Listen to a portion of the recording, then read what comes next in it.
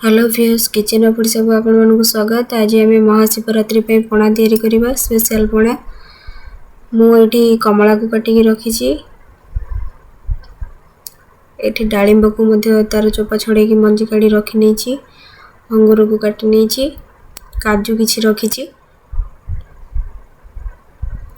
एवं आलमंड बादाम काटिकी रखी। गुजराती एवं गोलमरिच को गुंड कर रखी, किसी चेरी रखी। से भली सेव को मध्य छोट छोट कर काटी रखी। नड़िया को कोरिकी रखी। कदली को मध्य छोट छोट करके काटिकी रखी नहीं। दही से रखी, मु बसा दही रखी यापाई आउ चीनी मध्य नहीं। देखो बहुत भल भाव काटिकी सजेकी मु रखी नहीं स्पेशल पणा तैयारी करने। पूरा पूरी आम लस्सी टाइप रही पणा आज तैयारी करवा। ये सब के मु ग्राइंडिंग करने नहीं। सेव कदली किसी से मु नड़िया पकाउची, नड़िया कोरा जो नहीं अंगूर मध्य तापर मु पकाउची। एबे डालिंबर मंजी को से पकेली, कमला कटा होता नेली। एबे से स्वाद अनुसार आम किसी टेस्ट पे चीनी पकेले। पणाटा जेहेतु से मीठा न लगे हमको भल लगेनि। एठी मु बसा दही नहीं, बसा दही किसी नेली से गोटे ग्लास से अधा ग्लास नेली। देखो तो ग्राइंडिंग होगी आसीगला, केते सुंदर एवं टेस्टी पणा एकदम पूरा लस्सी टाइप रो ही देखा जाउची।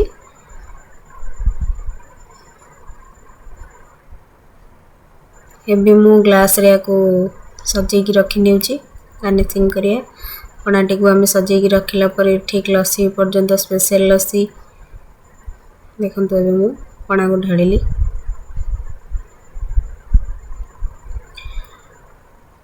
व्यूअर्स आम चैनल को आप लाइक करंतु, सब्सक्राइब करंतु, पाखरे थिबा बेल आइकन को मध्य प्रेस करंतु। जदि आप नुआ देखुचंती लाइक करबा द्वारा हमर नुआ नुआ नोटिफिकेशन आपन पाखरे पहुंची जीवो।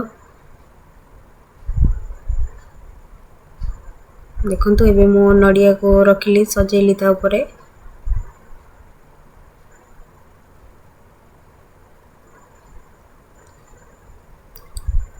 पणाटा आमर एकदम पूरा लस्सी टाइप रही हुई, बेसी पतला भी होइनी।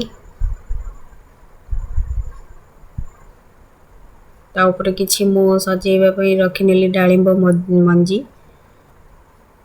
कलरफुल भी बढ़िया देखा जाउची।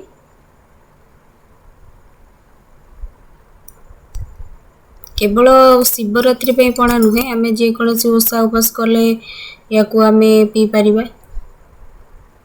आगो के आमर खरा दिन आसुची, जब भी इच्छा हेले आम एमती करके पी परिबा घरे लस्सी टाइप तैयारी करके। आलमंड बादाम से काजू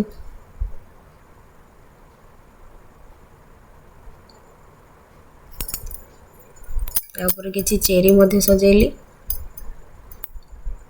देखंतु केते सुंदर भाव देखा जाउची। प्लीज सब्सक्राइब करेंगे आम चैनल को। थरे आपन ट्राई करके एमती पियंतु पणा स्पेशल पणा।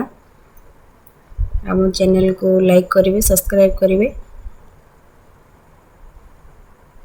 एबे हमर पणाटी संपूर्ण भाव प्रस्तुत हो जाइछि। पणाटी केमती लागिला तैयारी कर सारी को हमको कमेंट माध्यम रे जणैबे। Thank you. जय जगन्नाथ।